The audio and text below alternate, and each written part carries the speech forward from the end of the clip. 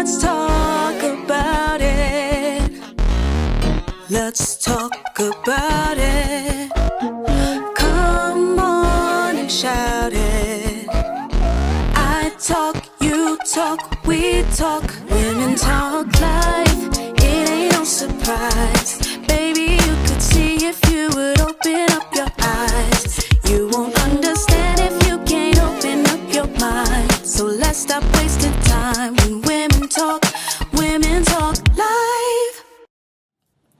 And welcome to another episode of Women's Talk Live Overnights. I'm your girl, April J. I'm your girl, SassyScribe. And this is Elle Boogie. What's going on, y'all? Hey, y'all. And before we get into our little known facts for today, this is ending on Black History, final week of Black History Month. And so we figured we would end it with Black History, progress gaps, and, just the last 100 years. Was 100 years. 100 years. Can you believe it? 100 years. So 100 years.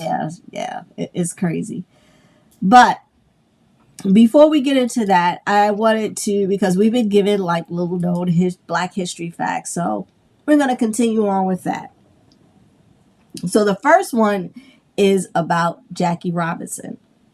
And 5 years before he changed baseball forever, Jackie Robinson was already challenging segregation in a different uniform. He was drafted into the U.S. Army in April of 1942. He served in an all-black unit for Fort Riley, Kansas, and later Fort Hood, Texas, where Jim Crow still ruled daily life despite a federal ban on discrimination. On July 6, 1944, Robinson refused to move to the back of the bus on base and was court-martialed on multiple charges he believed were fueled by racism. A panel of 9 combat officers ultimately acquitted him, and he received an honorable discharge a few months later. Years before, he would go on to break Major League Baseball color barriers in Brooklyn for the Brooklyn Dodgers. But yeah, little known. It was the little known ways in which they weaponize our skin it's worldwide, really. Mm-hmm. It's really worldwide. It is. It really is. But that's the other thing they're afraid of. I think, KL, you said it last week, that everything we get in, we dominate, which we just made history again with the first Black female hockey gold medalist. Yeah. I did see that. Can you imagine an all-Black hockey team? Good God Almighty. Uh-huh. It's coming. I think it is coming. Ice was 1980 was the Miracle on Ice with us versus Russia, where they had the last time we actually won a hockey thing. Yeah, 1980. We played Russia. Yeah. And at the time, that was a really big thing, our issue with Russia. Yeah. Yep. The Miracle on Ice had a movie about it and everything. And then, wait a minute, Russia isn't in the Olympics. Aren't they banned? No. America should have been banned, if you ask me. America should have been banned. I'd hate to say that because the athletes worked so hard to get where they are, but they should have banned America, and the FIFA shouldn't even be in America. That should be in Canada and Mexico. Because if I was a foreign person, I wouldn't be comfortable coming here. No, I wouldn't either. Yeah. I wouldn't. Over the weekend, real quick before I get into the next one, over the weekend I was watching a boxing match, and it was between black guy who was American and Japanese. And they were saying, because the fight was on Saturday, they were saying that he didn't get, because of a visa issue, he wasn't even able to fly into Las Vegas until Thursday, which is a 20 plus hour flight. It would trip, yes. Yeah, till Thursday, because he was having issues with his visa. I was like, oh, yeah, I know what that means. he had an issue. Yes. And he had the fight on Saturday night. So, but you know, the thing with it is these other countries, they're not going to play with. I want the other countries to literally, and I hate to say this, fucking break us. I want them to break us. We need to be broken to be put back together properly. Yeah. We really do. Absolutely. All right. So our next one is about Frederick Douglass. Frederick Douglass understood the power of images long before the age of selfies, declaring that the cheapness and the universality of pictures were quietly shape how future generations think and feel.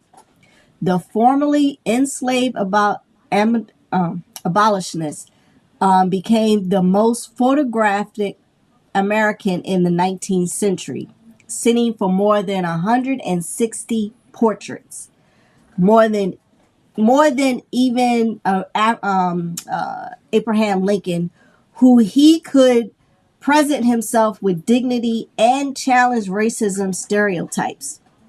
Born into slavery in 1818 and escaping at age 20, Douglass later said in freedom, he lived more in one day than in a year of his enslaved life.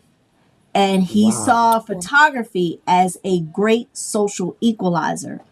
In his 1861 lectures of pictures, he pointed out that even the most humblest servant girl who can now own a true kindness of herself than royalty once could. Proof that a camera could elevate and humanize ordinary people as powerful as any speech. And he went on to marry a white woman. But okay, we're not gonna. I'm not gonna disparage him for skiing in the slopes on. But Negro History Week. You know what? It's so interesting. It's so interesting because it is about people being captured. Because even like when I was in these tribal villages, they wanted you to take pictures of them because it felt like you were pretty much taking a part of them back to the U.S. And that's how they looked at it. So they love for you to take pictures and video.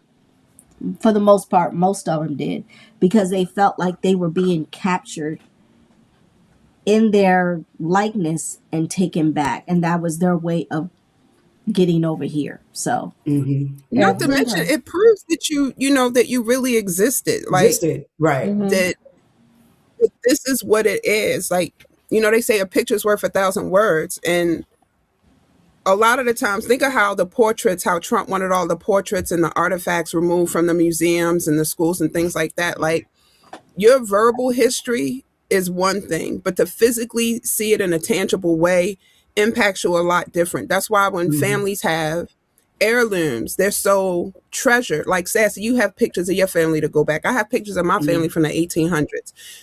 And being able to go to a family reunion and actually witness, like, those are my people. Like, that's not a picture in a frame. That's my bloodline. It does something to you. So I agree, with him on the fact that it really does. When you go into these places, April, and telling these stories, it's like you're a griot for a group of people who've never been seen, who've never been heard outside of their environment. And that speaks volumes. Think of how people talked about Africa and how Africa was supposed to look to us. It was supposed to all be dirt roads and huts. Africa's beautiful and vibrant and, wealthy, things of that nature. And we're not taught those things. So, kudos to, you for being able to tell those stories and bring those images back, because they do matter. So, I know my cousin just got back from South Africa, and he said that he felt, he said he felt like home. Like, soon as he landed and he just saw so many of us, he said it was like a kinship. He said, I'm not a sentimental dude, which he very, very much isn't. He said, but he said he felt like a sense of home. Yeah, you do. You feel it. And he was walk off, yeah, you do. It is that feeling, and you're like, whoa. Okay. Yeah. Soon as you walk off the plane, they said that you feel that. So I don't know. I have to put something in Africa on my agenda for my travels. I can't do the Absolutely. wild like April. April out there doing sitting leaving in Look, huts around the women's talk should go there and do a show. Oh yeah, we should. We Hey, should I'm do a down show from for it. there. We I'm Plan a down should. for trip. it. We can Look, go. bring our fans from all over, our viewers, bring them. Let's plan a trip. Yep, absolutely. Go to Ghana. Go to Yes. the Yeah. but yeah, it's certain places like I don't Yeah. know, it's just certain Yeah. places I want to go to. Absolutely. It's just like certain places here. I think, and I know we're off topic really quick, but I think that our age and maybe our parents' age really didn't do the kids the service that they should have and showing them the history. Like right here in the DMV is so much history that we ignore on a daily basis. And I don't like to do free advertising, but if you're in Baltimore, you need to go to the Great Blacks and Wax Museum. You know what? You Amen. need to go to Yeah, you need to go to the Reginald F. Lewis. You need to go to That's the Frederick true. Douglass Museum here in Annapolis. It is in the follow the Underground Railroad trail that goes through most of Maryland and Eastern Virginia Shore. and Yeah. in the Eastern Shore. Like Tio Pepe's in Baltimore was slave quarters. I never liked Yeah. that restaurant. And I couldn't figure out why. Right. Because I felt something. I felt a presence. I didn't enjoy myself. And once I found out the history of the place, it made so much sense. Right. So I think we don't do our children the service that we do them a disservice and not pointing out like the Jewish community and in drilling in them constantly about our history and how we overcame and where we came from. We were so busy giving them everything to make sure that they didn't struggle, that they don't even know what struggle is. Yeah. Yeah, you know, it's interesting because when I was growing up, I remember when the Great Blacks and Wax opened, because my aunt and my uncle took a bunch of us there and really took us through there and taught us like our history, and they would take us to those places. So as I got older, and this is just me, when I got older, I took my kids to those places, or I took them to DC and the Reginald F. Lewis, because, and I did it purposely because, you know, my kids, they went to a white school, so I didn't want them to think that was the norm. You know, I wanted them to know their Black history. And my mom, you know, because her and my father grew up for the most part in that time. South. Yeah, you know, they taught them a lot. And like I said before, my oldest daughter, you know, I was a little concerned, but as she got older, she went from, you know, coming to an all-white school to now being a Black militant. So, I mean, it's like, and, you know, my youngest child is the one I kind of, you know, I'm like, okay, I did teach you, but she still has this flower child mentality. But, yeah. But that's still good because she still sees she's optimistic. You know what I'm saying? She's optimistic. Yeah, So I think that's a good thing. It is. I just wish the part where she just don't have any common sense. And, you know, maybe that's on her dad's side. Anyway, so I remember growing up, and I'm gonna say this, and then we're gonna go into the show. But my mom bought us, because every Black household had Ebony and Jet. Everyone. So we had all of the Ebony Black history encyclopedias. My mother still has those in the house right now. And then there's this big, huge, I noticed a tomb like that deep, full of Black history facts that she has at her house. So I would like to get it and bring it to my house, but I know I'm not going to be able to do that. I might have to just sneak one book one by one every time I visit until I get the whole catalog. Yeah, get the whole case. Yeah. Until I get the whole catalog, because Yeah. it's just some things that they, you know, that they wanted to ensure that you had, and he can't get rid of those. They don't even print those books anymore. Yeah. So, All right. Yes. So we're pressed for time, but yeah. let's go ahead and get into the show. Okay. So this is Black History Centennial, and we're talking about the progress and the gaps. And if you look at the fact that 100 years ago, Carter G. Woodson started Negro History Week in February. And now you can look at everything that has happened, that has basically, this 100 years is a historical timeline of everything that we have done. So if we look at the evolution of Black History Month, it went from 1926, focused on proving Black humanity, proving our humanity, y'all. And a contribution to, when they say skeptical public, is basically to white people. 1976, we shifted towards institutionalizing Black history and public schools curricula. And then now in 2026, we're focusing on inclusive history, examining how Black history is foundational to the American story rather than a separate sidebar, because that's what this administration is trying to do. They're trying to make our contributions to the building of this nation a side note to everything else. And unfortunately, their messaging is reverberating through with their base. Yeah. With their base. Right. Yeah. Because I saw something where this white guy was in front of Congress, and I think it was I forgot his name, that congressman. I think it was Tim something. I can't remember. Ted Lieu, no, Asian. No. It was a white guy, but oh God. Okay. I can't remember his name right now. But he was asked. This guy was saying that how white people were disenfranchised and underrepresented. And so this white guy was like, if we were to go, in history where you... I saw that. That white people were underrepresented. And he went down the line.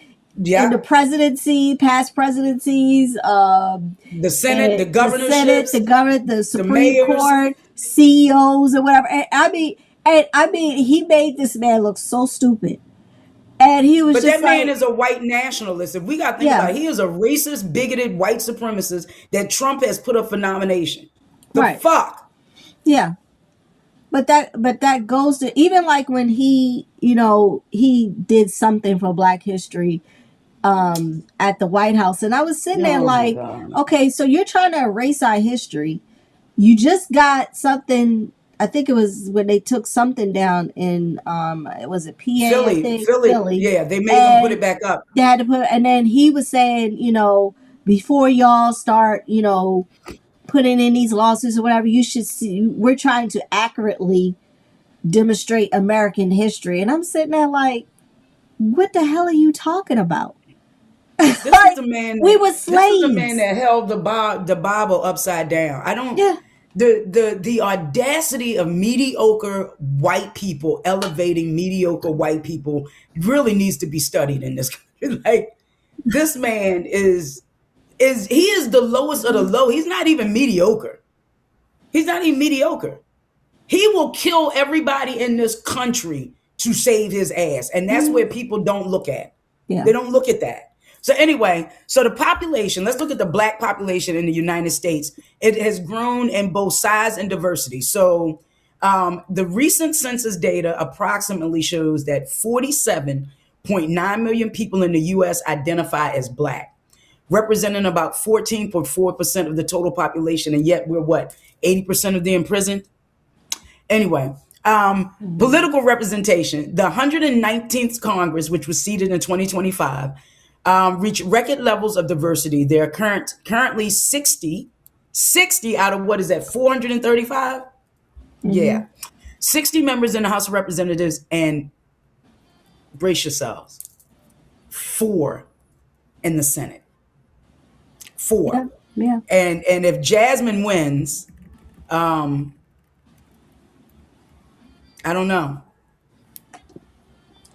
Yeah, if Jasmine, that's the whole point. I don't know. I think we want Jasmine in the Senate, but if she loses her seat, then what? That's what we have to really think about. We look at educational attainment. From 1964, there are only 4% of Black people over the age of 25 that held a degree, and then in 2024, it rose to 28% that held a degree.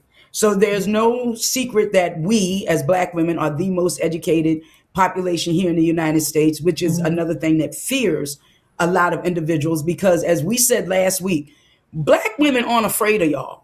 We have you look at Jasmine speaking up and Letitia James and Fonnie Willis. We're not afraid to speak up and call you out on your bullshit. Right. Exactly. But we had to. Unfortunately, we did have to be that way. We did have to be that way. And that's the sad part. I think we need to, anyway.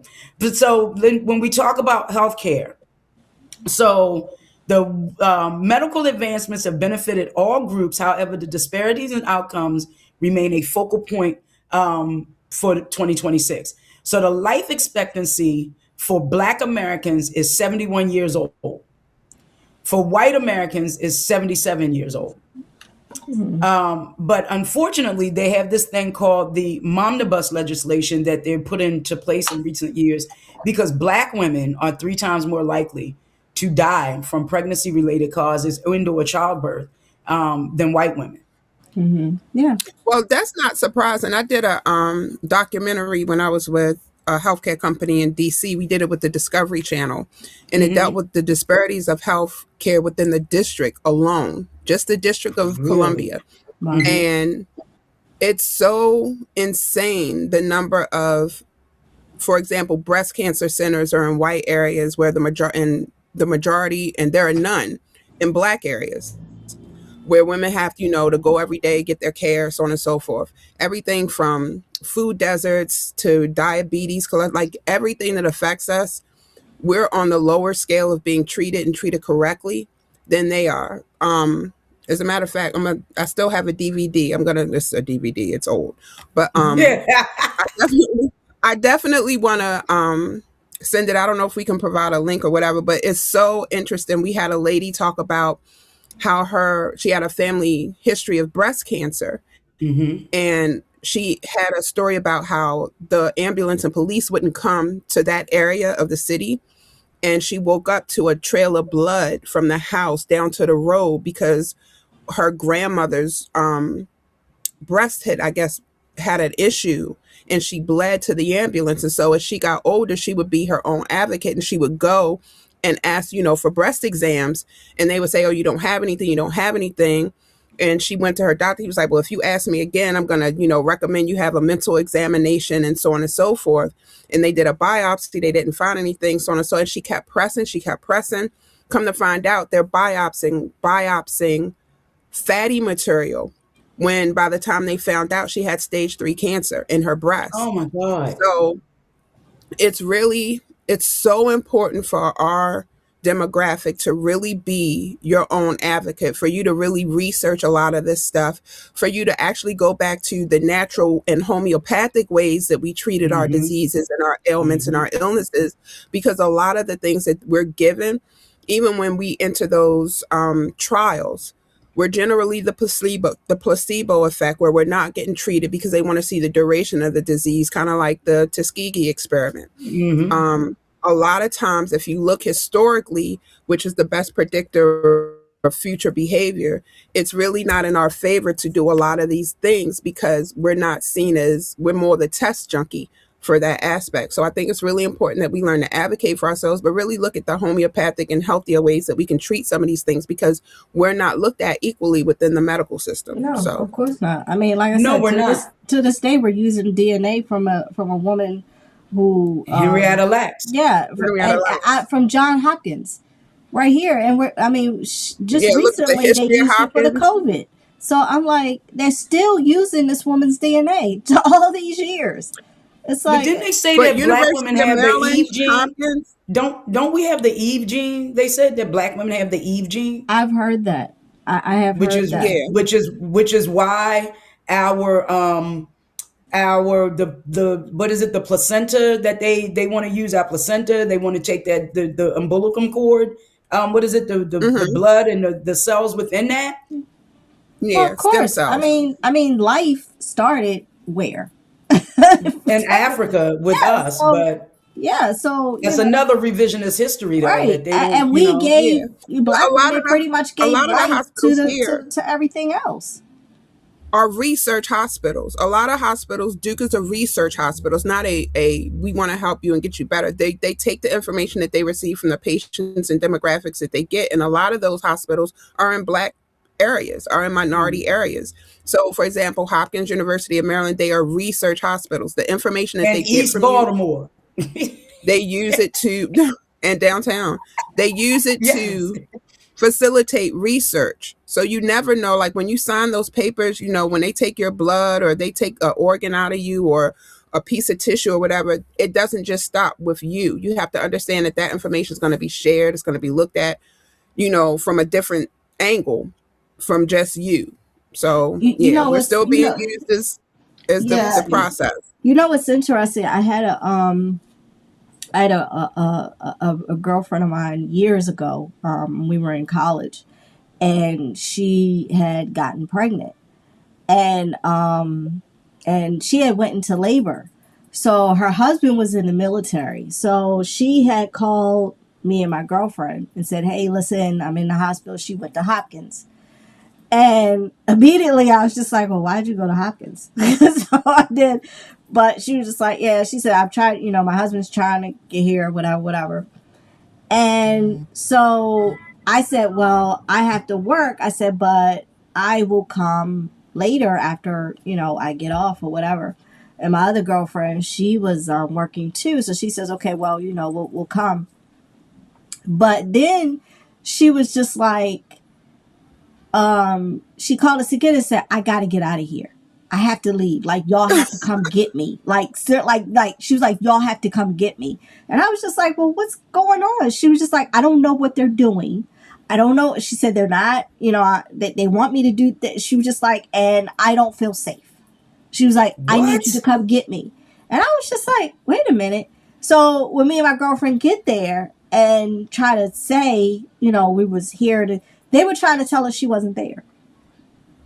And I was just like, what do you mean? I was like, I know she's here because she sent a text saying she is here.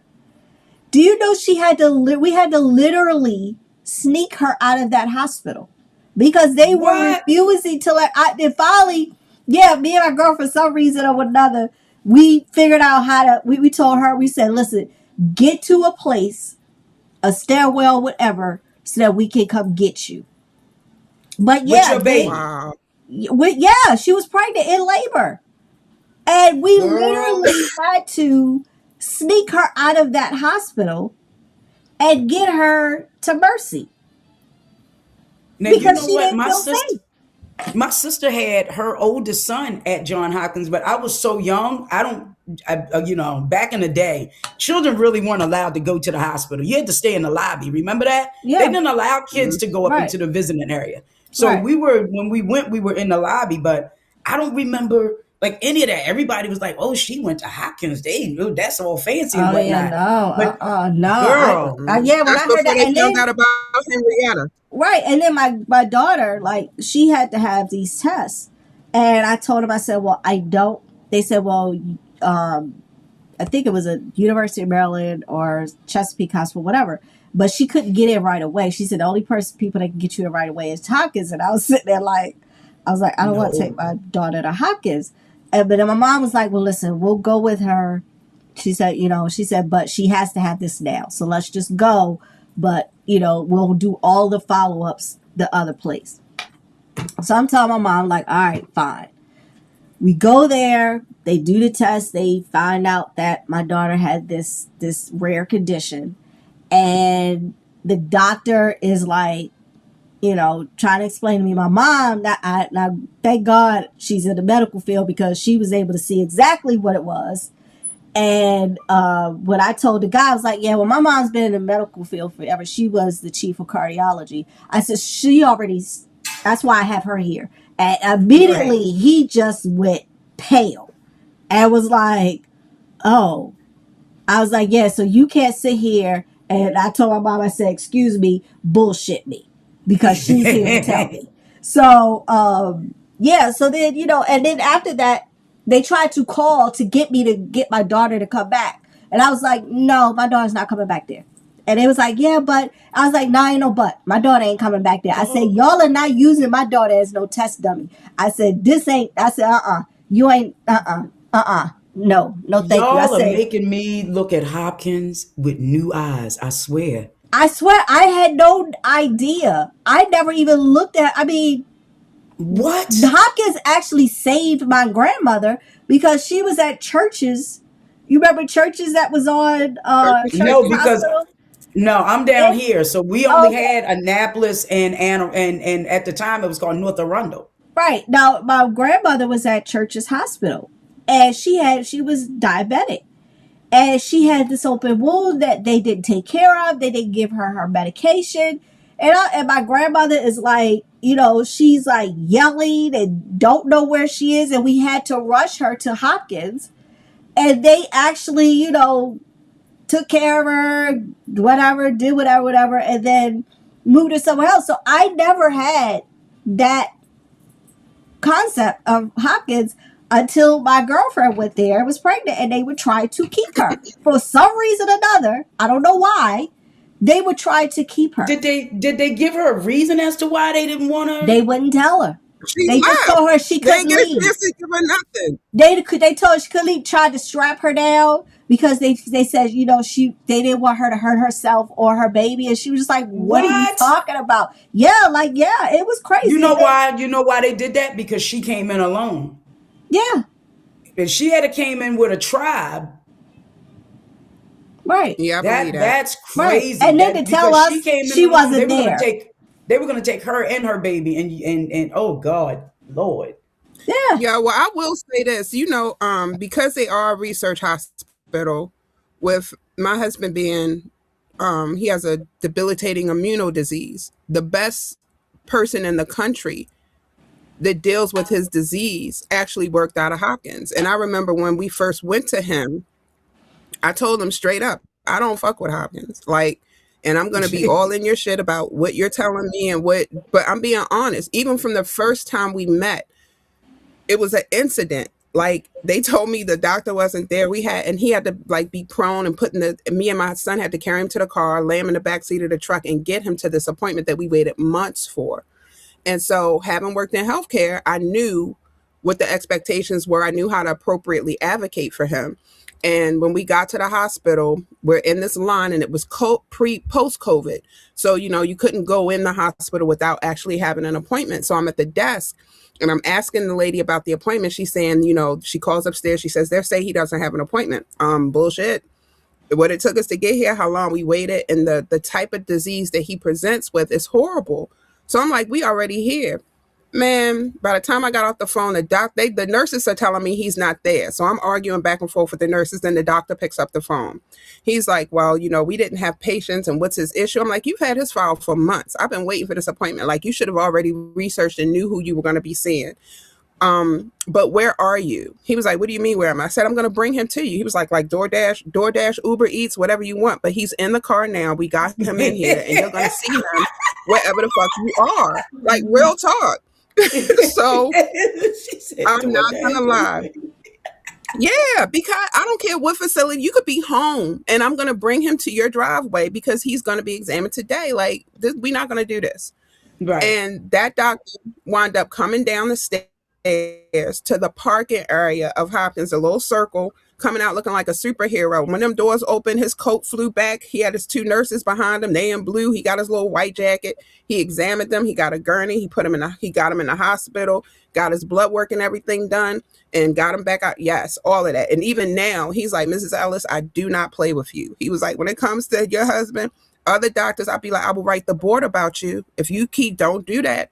But you have to have a different bedside manner. You got to know who you talking with. I'm being honest. Yes, we've been through you do. We have been through so much. We do have to advocate for ourselves because of that. Like, my girlfriend is in health.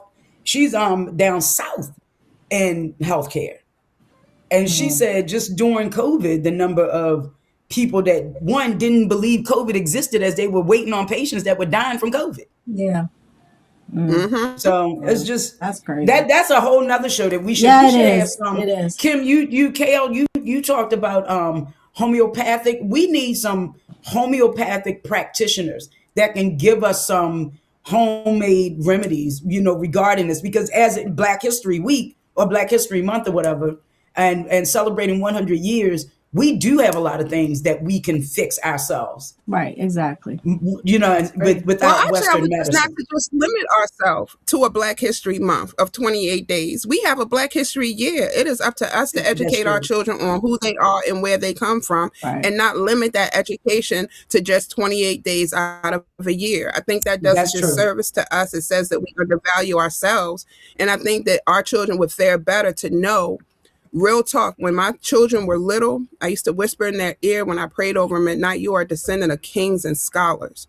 Like, you have to understand, and don't get me wrong, I know everybody ain't come from kings and scholars, but I will choose to think that mine did, and I will implant that seed in them because I think that they are destined for greatness when you look at what they have the capacity to do with no experience, with no, educational background. Anything that they choose to do, if they apply themselves, they excel in that. And I'm not just talking about my children, I'm talking about brown children independent of that.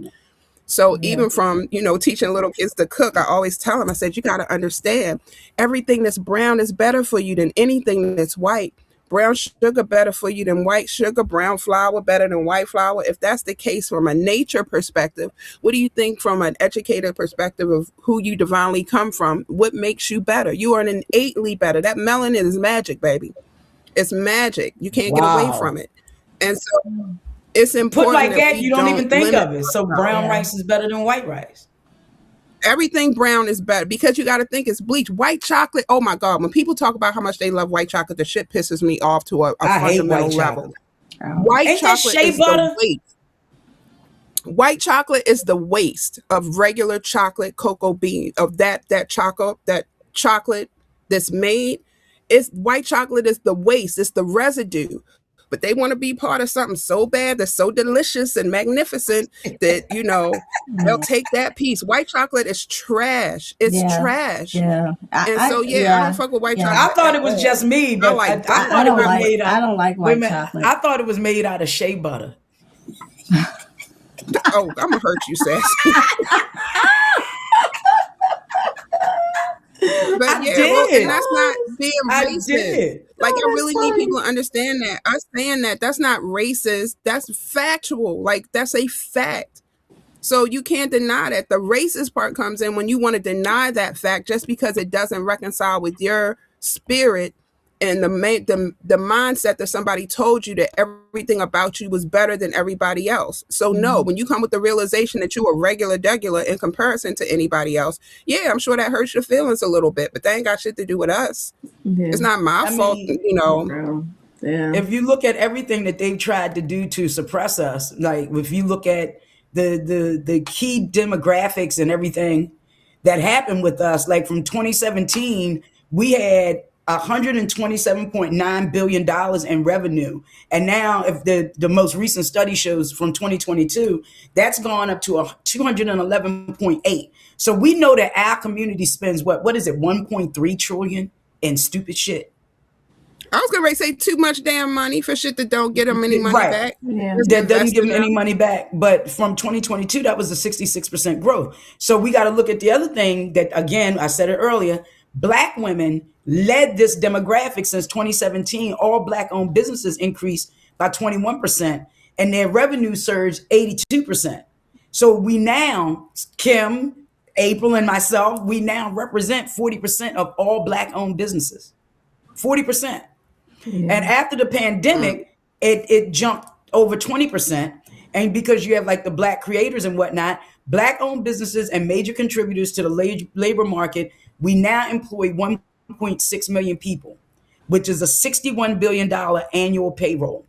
And in the top sectors where we excel as entrepreneurs is 26% is in healthcare and social assistance. 14% is the professional, scientific, and technical services. 8% is in administrative support. And 7% is in transportation and warehouse. So we have our pot fingers and everything. And what they didn't put, and I'd like to see hospitality services, which I don't see in there. Yeah. Hospitality and travel. Yeah. Maybe that's the 5%. I don't know. The remaining percent, I don't know.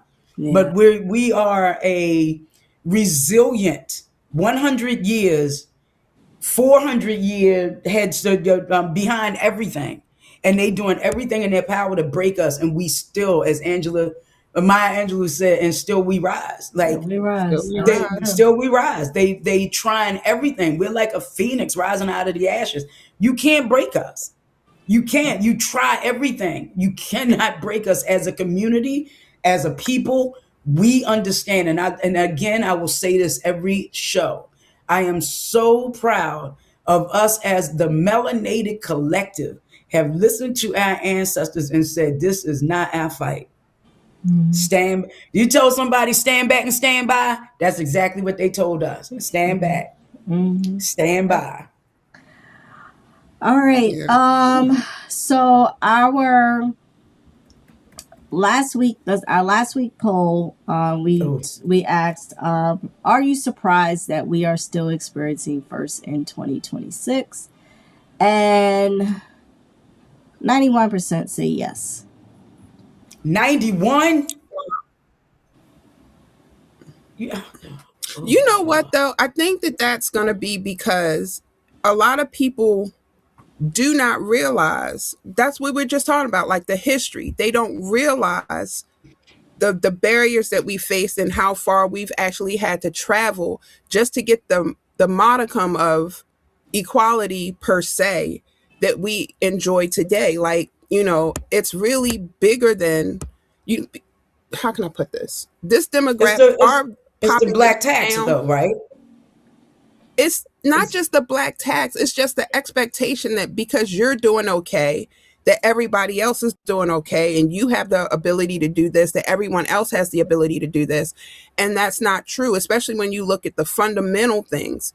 Like when we talk about, I remember being in grad school and I did my master's thesis on the cradle to prison pipeline. I called it America's Modern Day Slavery. And we talked about how Maslow's hierarchy of needs, Maslow was a theorist, and he talked about if your basic needs aren't met, then you can't aspire to such elevations and opportunities. And those basic things, like self-actualization, exactly, because you're so worried about where you're going to sleep, where you're going to eat, your safety, if somebody's going to touch me tonight, is it too cold, my environment. And so you're stressing about all of these things. You really can't, excel in your school. You really can't talk about what I dream of being when I grow up, when I'm just trying to get through the next hour, the next day, so on and so forth. So a lot of people who aren't in that struggle, who didn't witness that struggle, who grew up like us, where, we want to provide a better environment for our children than we had, are so disconnected from that now it's just like, well, shit, you got the opportunity, you got the internet, you got this, you got that. They don't see those invisible barriers that are still in place. They don't see those lines of racism and the high ceilings that they place over top of growth within black business, not black businesses, but industries where you only have one black senior vice president, where you only have one, partner director. Exactly. So that's how you get all that bullshit, like with the monkey for was it Prada that did the little black monkey with the boy and it's whatever. Like that's how you get things like that. Or Dove when they did you washed your body and then you went from black to white. Yeah, like you don't have that black voice in the room because you haven't elevated your corporate intellect to the point that you actually have minorities in the room to kind of steer you back from that all white mentality that negatively impacts, because they don't even see that it's offensive, because to them it's just reality.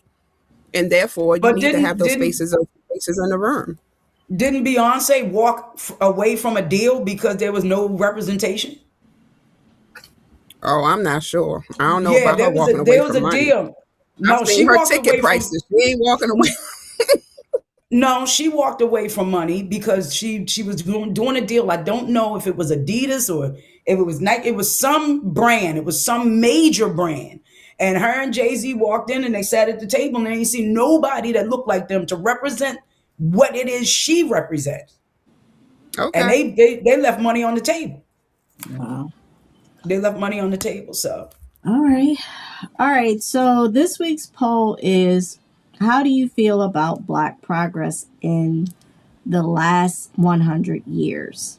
Is there progress or is there a gap?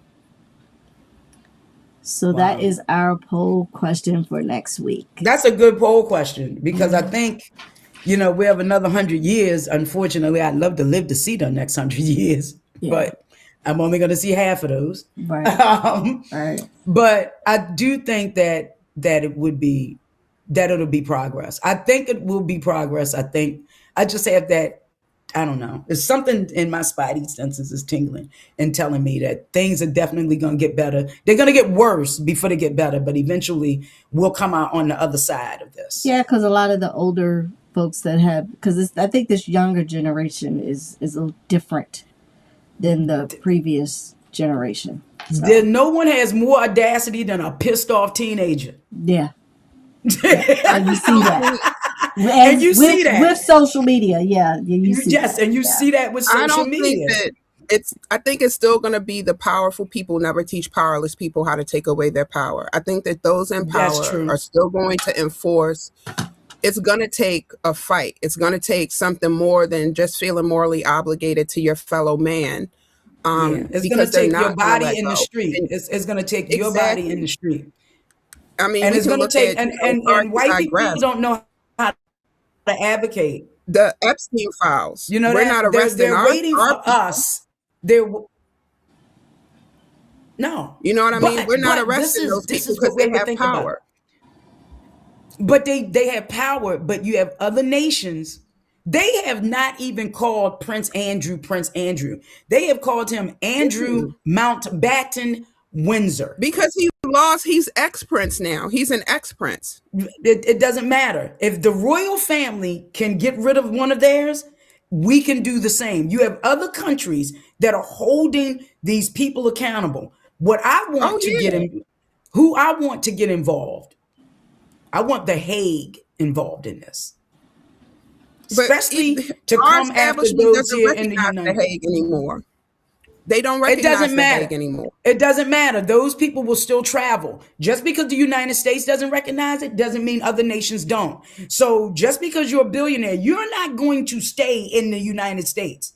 That's some bullshit. Your ass is going to want to travel. And if The Hague has a number on your head, then your ass will get picked up in Switzerland at your chalet. You'll get picked up in Monaco. Wherever it is you decide to go that has an agreement with The Hague, your ass will get picked up because The Hague never stops.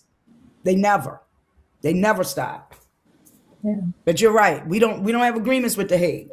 And none of these people are going to do anything. If all of those men in the Epstein files were black, their asses would have been hung in the fucking Times Square by now. Mm-hmm. Absolutely. Girl, you already know. Absolutely. All right. We're going to end it there. So, first and foremost, happy Black History. Happy Black History. 100 years, y'all. 100 years. 100 years. All right. So, my final thought. Thank you to those who blazed that trail for us. Thank you so much. Yes. So, my final thought for today. On behalf of all Black women out there, let me thank Hattie Mae Jenkins for being the first Black woman to say, "Who gonna check me, boo?" Yes, that was my part right there. That's a good one. Who gonna check me, boo? Yes, I like that. All right, Hattie Mae Jenkins. Yeah. All right, guys. This is Women's Talk Live over Nights with your girl April J. I'm your girl SassyScribe, and this is KL Boogie. All right, y'all. We'll see y'all next week. Peace. Women talk.